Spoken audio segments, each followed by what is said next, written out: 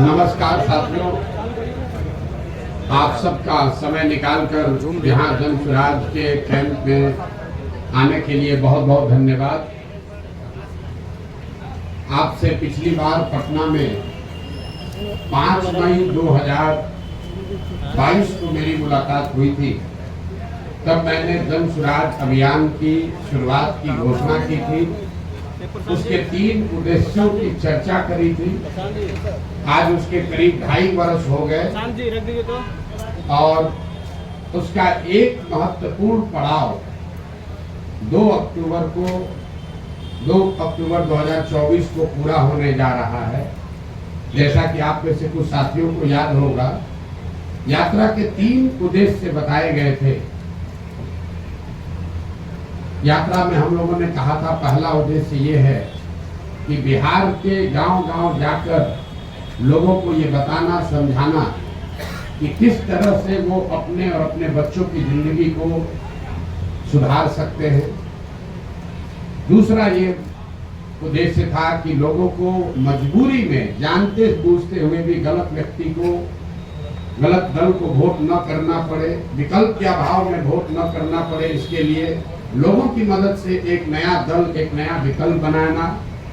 और तीसरा उद्देश्य ये था कि बिहार के विकास के लिए अगले 10 वर्ष में बिहार देश के 10 अग्रणी राज्यों में शामिल हो, इसका ब्लूप्रिंट बनाना और बिहार के 8,500 पंचायतों का, इसको ध्यान रखें, बिहार के 8,500 पंचायतों का अलग अलग योजना बनाकर जनता के सामने रखना कि हर पंचायत की क्या समस्या है और उस पंचायत को अगले 10 वर्ष में विकसित बनाने के लिए क्या कुछ प्रयास किया जा सकता है।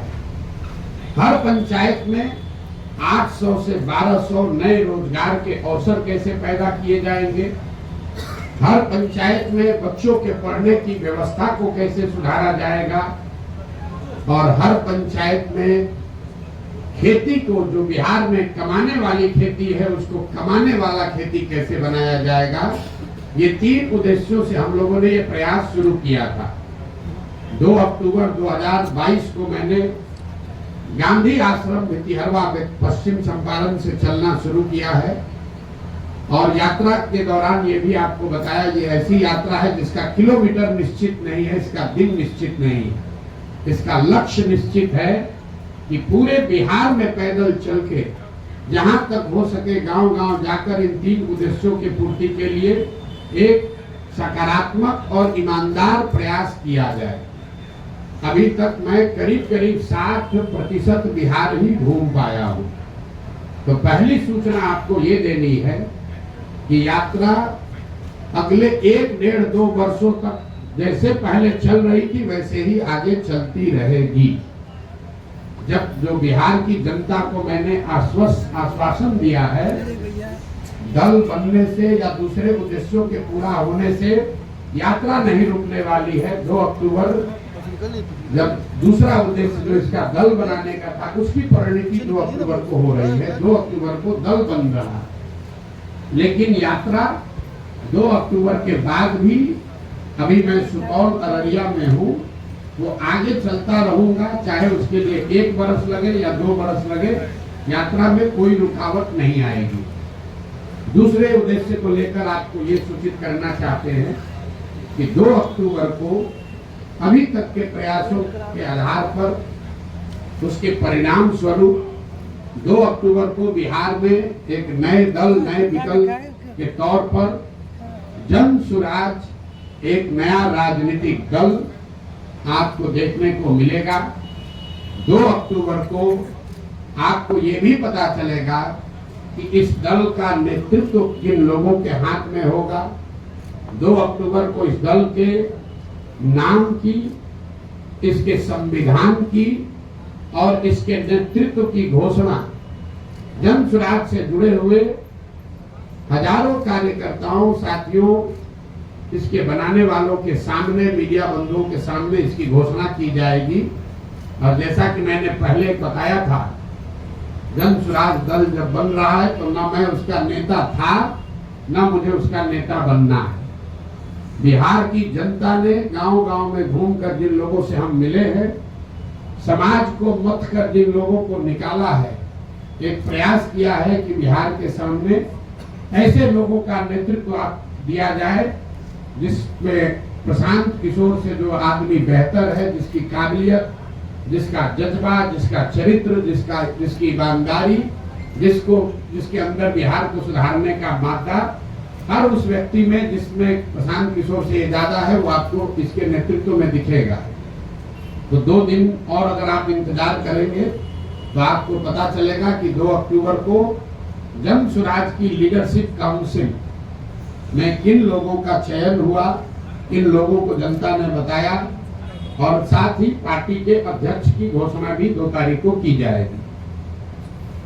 जो मैंने विकास की योजना जारी करने की बात कही है, हर पंचायत की योजना जारी करने की बात कही है, वो इसका तीसरा पड़ाव है जो फरवरी या मार्च में, उस काम को फरवरी मार्च तक पूरा कर लिया जाएगा और पटना के गांधी मैदान से आपके सामने, आपके माध्यम से जनता के सामने, बिहार की जनता के सामने बिहार के अगले 10 साल के विकास का, बिहार के हर पंचायत के विकास का मॉडल और पूरा खाका यहाँ पर रखा जाएगा, जिसमें हम सिर्फ आपको ये नहीं बताएंगे कि बिहार से पलायन रुक जाएगा, आपको ये भी बताया जाएगा कि वो पलायन को कैसे रोका जा सकता है, ताकि उस योजना को आप पढ़ें, उसको देखें, उस पर चर्चा करें, उस पर सवाल उठाएं, और अगर आपको उस योजना में विश्वसनीयता दिखे तभी उसको आप अपनाएं। तो ये फरवरी के अंत या मार्च के पहले हफ्ते में पटना गांधी मैदान में जन स्वराज का, बिहार को सुधारने का जो प्रयास है, जो अभियान है, जो योजना है, जिसको बनाने में बिहार की जनता के साथ साथ गांव से जो हम लोगों ने जानकारी इकट्ठा की, उसके साथ साथ आपके जानकारी के लिए बता दूं कि देश के करीब देश विदेश में 200 से ज्यादा बड़े बड़े विशेषज्ञ, जिनमें से ज्यादातर लोगों का नाता बिहार से है, वो चाहे अमेरिका में है, ऑस्ट्रेलिया में है, इंग्लैंड में है या देश के अन्य हिस्सों में है, ऐसे 200 से ज्यादा लोगों ने बिहार में होने वाले इस प्रयास में अपना योगदान देना स्वीकार किया है और इस विजन डॉक्यूमेंट को, बिहार की योजना को बनाने में उन्होंने अपना योगदान दिया है। तो आपकी उत्सुकता के लिए 3 बातें फिर से समराइज कर देता हूं। प्रशांत किशोर की 2 साल से चलने वाली पदयात्रा पहले की माफिक ही वापस वैसे ही चलती रहेगी। सुपौल और अररिया में मैं हूं और आगे वहां से किशनगंज जाऊंगा, उसके बाद कटिहार, फिर पूर्णिया, फिर भागलपुर, मुंगेर, जमुई होते हुए दक्षिण बिहार के इलाके को कवर किया जाएगा। दूसरी घोषणा ये है कि 2 अक्टूबर को जन स्वराज विधिवत तौर पर, औपचारिक तौर पर एक राजनीतिक दल के तौर पर उसकी घोषणा की जाएगी। 2 तारीख को दल के नेता, संविधान और नेतृत्व की भी घोषणा की जाएगी। उनसे आपको मुखातिब भी कराया जाएगा ताकि आप उनसे सवाल कर सके, उनकी पृष्ठभूमि की जांच कर सके, और अगर उसमें कोई गलती व्यक्ति आ जाए तो बिल्कुल उस पर टीका टिप्पणी भी करे और हमसे सवाल भी उठाए। और तीसरा जो मैंने आपको बताया कि जब दल बन जाएगा, 6 महीने अभी हमको और लगेंगे, तो बिहार के विकास का जितने लोग सवाल उठा रहे हैं कि प्रशांत किशोर कह रहे हैं, जन स्वराज वाले कह रहे हैं कि 1 साल में पलायन रोक देंगे, तो 1 साल में पलायन के रोकने का पूरा खाका बिहार की जनता के सामने रखा जाएगा कि उस पलायन को कैसे रोका जाएगा। अगर जन स्वराज में हम लोग कह रहे हैं कि 15 साल से कम उम्र के हर बच्चे के लिए अगले 5 से 7 वर्षों में विश्व स्तरीय शिक्षा की व्यवस्था बनाई जाएगी, बिहार को फिर से ज्ञान की भूमि के तौर पर स्थापित किया जाएगा, तो उसका पूरा योजना बनाकर आपके सामने जारी करेंगे।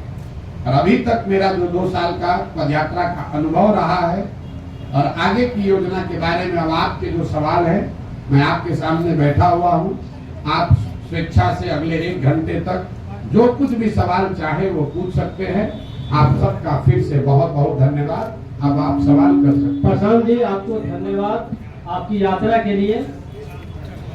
आपकी यात्रा के लिए जो सफल यात्रा रही, जो हम लोग देख भी रहे, लेकिन साथ में ये जानना चाहेंगे कि आपका इंटेंशन मुस्लिम की तरफ बहुत बढ़ा हुआ महसूस हो रहा है, मुसलमानों का आपकी तरफ बढ़ा हुआ इंटेंशन लग रहा है, इसमें सच्चाई क्या है? मेरा झुकाव बिहार की जनता के प्रति है, बिहार की जनता के प्रति झुकाव है। और बिहार में 18-19% मुसलमान भी रहते हैं, तो मेरा एक पांचवा हिस्सा 20% झुकाव मुसलमानों के लिए भी है। अगर जन स्वराज में 100 लोग अगर आकर इसको साथ में बना रहे हैं, तो उसमें 20% मुसलमान की भी भागीदारी, हिस्सेदारी होनी चाहिए। उसमें 35% अति पिछड़ों की भी भागीदारी होनी चाहिए। 19% उसमें दलित भी होने चाहिए। 15% 14% सवर्ण भी होने चाहिए। 15% यादव समाज के लोगों का भी भागीदारी होगी, और बाकी जो समाज है उनकी भी। हम लोगों ने ये कहा है कि जिसकी जितनी संख्या है उसको उतनी भागीदारी दी जाएगी। तो पत्रकारों ने ये समझ लिया कि ये तो पहले से जो दल कह रहे हैं वही बात प्रशांत किशोर कह रहे हैं। नहीं, आप इस बात को समझ लीजिए, जन स्वराज में जगह पाने का एक और एक मात्र क्राइटेरिया है काबिलियत। बिना काबिलियत के आप जन स्वराज में कोई जिम्मेवारी की जगह नहीं पा सकते हैं। लेकिन अगर जगह है 100 और 1000 आदमी काबिल है, तो कैसे उन 100 का बंटवारा होगा? उसके लिए मैंने कहा कि हर काबिल आदमी किसी न किसी जाति या समाज का है, और हर समाज में काबिल आदमी है। तो जन स्वराज का ये प्रयास है कि हर समाज के काबिल आदमी को ढूंढ कर निकाला जाए, और उस समाज की जितनी संख्या है उस समाज के उतने काबिल लोगों को जन स्वराज में शामिल किया जाए। तो जो जन स्वराज की लीडरशिप काउंसिल बनी है, जिसकी घोषणा 2 तारीख को होगी, उसमें आपको दिखेगा कि 20 लोगों की अगर काउंसिल है तो 5 लोग उसमें आपको मुसलमान दिख सकते हैं। लेकिन वो इसलिए नहीं 5 होंगे कि वो 5 मुसलमान हैं, वो इसलिए होंगे कि वो 5 सबसे काबिल व्यक्ति हैं जो मुसलमान भी हैं। उसमें 5 दलित समाज के लोग भी होंगे, लेकिन वो इसलिए नहीं होंगे कि वो दलित समाज के हैं, वो इसलिए हैं कि वो बिहार के सबसे काबिल चरित्रवान लोग हैं, जिनको समाज ने चुना है, जो दलित भी है। उसमें 15% लोग यादव समाज के भी होंगे। वो इसलिए नहीं होंगे कि वो यादव है, वो इसलिए होंगे कि वो यादव समाज को, बिहार के सबसे काबिल यादव समाज के लोग हैं। और यही तो 2 वर्ष से हमारा आपको यह वादा है, बिहार की जनता को जो हमने वादा किया है कि ईमानदारी और शुद्धता में कमी नहीं आएगी। बाकी आप हमसे कुछ भी गलती हो सकती है, इस प्रयास में ईमानदारी और शुद्धता में कमी नहीं आएगी। और उसका पहला पैमाना, पहला कसौटी था कि मैं पैदल चल रहा हूं कि नहीं। आप में से कई लोगों ने कहा कि पैदल चलने से क्या होता है, प्रशांत किशोर तो बिजनेसमैन है, कितना दिन चलेगा। लेकिन मेरा बड़ा से बड़ा विरोधी भी ये नहीं कह सकता है कि 2 साल से मैंने ईमानदारी से अपना चलना पूरा किया है कि नहीं। गांव में ही रहे हैं, गांव में चले हैं। और इसी बिहार में जहां मुखिया बन जाने के बाद भी आदमी कहने लगता है कि हमको बहुत, हमारे जान पर खतरा है, बिहार में जान का खतरा है, बिना बाहुबल के राजनीति नहीं कर सकते हैं। आप में से जिन लोगों ने भी जन स्वराज की यात्रा देखी है, इतनी बड़ी व्यवस्था है, लेकिन इसमें एक सिपाही और हवलदार न पहले दिन था, न आज है, न आगे होगा।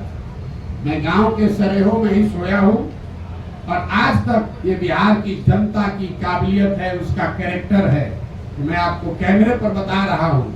चाहे जिस किसी समाज के गांव में मैं गया हूँ, मुझे लोगों ने उतना ही सम्मान दिया है, प्यार दिया है। मुझे किसी कुत्ते ने भी नहीं काटा है आज तक। 2 वर्ष से हम लोग पैदल चल रहे हैं। तो जितने लोग कहते हैं कि राजनीति के लिए बाहुबल चाहिए, तो हम लोगों ने ये करके दिखाया है कि बिहार में आपको राजनीति करने के लिए बाहुबल नहीं चाहिए। दूसरी कसौटी इसकी ये होगी कि मैंने कहा था कि मैं इसका नेता नहीं बनूंगा। लोगों ने कहा अरे अभी तो कह न रहे, देखिएगा यही बनेंगे। तो 2 तारीख को आपको दिखेगा कि प्रशांत किशोर जब तक पदयात्रा जो कर रहे थे वही वापस 2 के बाद भी करते नजर आएंगे। 2 तारीख को नया नेतृत्व बिहार से घोषित कर देंगे। तीसरा मैंने ये कहा था कि जिस आदमी को भी इसका नेतृत्व चुनकर देंगे वो आदमी प्रशांत किशोर से ज्यादा काबिल आदमी होगा। तो आप जिनको हम बना रहे हैं आप देखिएगा, जो आदमी प्रशांत किशोर से ज्यादा विद्वान और होशियार कैरेक्टर वाला होगा, ऐसा मेरा विश्वास है। उस कसौटी पर आप लोग कसिए 2 तारीख को। और फिर जब यहाँ का एजेंडा जारी करेंगे मार्च में, तो आप सारे विद्वान लोगों से मैं आग्रह करूंगा कि 2 महीना तक जिसको भी जिस विषय की जानकारी है आप पूरी तरीके से उस बात का अध्ययन करके सवाल कीजिए कि क्या 1 वर्ष में बिहार में पलायन रोकने का वादा पूरा किया जा सकता है कि नहीं। कोई बात बिना जांचे परखे नहीं करना, हमारे कहने पर नहीं, हमारी कथनी पर नहीं, हमारी करनी पर आपको भरोसा करना है। अगर उस करनी के द्वारा हम आपका विश्वास अर्जित कर पा रहे हैं तो बात को का समर्थन कीजिए। अगर हमारे कथनी और करनी में फर्क है तो मैं आपको सामने से कह रहा हूँ कि सबसे ज्यादा मेरा बकिया उधेरी है। ये प्रशांत जी एक और चीज, 1 मिनट। किसी ने यहाँ कहा कि प्रशांत किशोर एसी वाला टेंट लगाकर चलते हैं। प्रेस कॉन्फ्रेंस हमने टेंट में इसलिए रखा है कि इसी टेंटों में हम लोग 2 साल से रह रहे हैं। तो मैं चाहूंगा कि यहाँ आपकी प्रेस वार्ता के बाद इस टेंट का मुआयना भी कीजिए और बिहार में जो भी अपने को जमीनी नेता मांगता है मैं उसको चुनौती दे रहा हूँ कि इसमें 7 दिन रहकर पैदल चल के दिखाओ, तब बताते हैं कि तुम्हारा कितना कैरेक्टर है और कितना जमीन पर काम कर सकते हैं। इस कैंप का वीडियो बनाकर जारी कीजिए और खुली चुनौती दे रहा हूँ कि इस कैंप में 7 दिन रहिए। जिसको ये 5 स्टार दिख रहा है, आप सब साथी यहाँ बैठे हैं, बढ़िया मौसम है बाहर, 15 मिनट में पसीना छूट रहा है। इसी टेंट में हम लोगों ने जाड़ा भी काटा है, बरसात भी देखा है और मैं अकेले नहीं हूँ। 2500 बिहार के बच्चे, 2500 बिहार के बच्चे ऐसे 20 कैंपों में बिहार में रह रहे हैं, इसी कठिन परिस्थिति में रह रहे हैं, गांव गांव जा रहे हैं। और हम लोगों ने 50 बच्चों के साथ शुरू किया था। आज 2500 पदयात्री, उनका प्रयास, उनका परिश्रम, उन पदयात्रियों का संकल्प प्रशांत किशोर से ज्यादा है। क्योंकि प्रशांत किशोर तो फिर भी मीडिया में आ रहे हैं, बोल रहे हैं, उन बच्चों को आप देख नहीं रहे। वो बच्चे नेमलेस हैं, फेसलेस हैं। 2500 बच्चे अपना घर परिवार छोड़कर रात दिन इन कैंपों में रह रहे हैं। और नेता यहाँ पटना में बैठ के कहता है प्रशांत किशोर एसी के टेंट में रहता है। जरा आके रह के देखो 5 दिन। यात्रा शुरू किया था सब जन यहाँ के नेताओं ने, कब शुरू हुआ कब खत्म हुआ पता ही नहीं चला।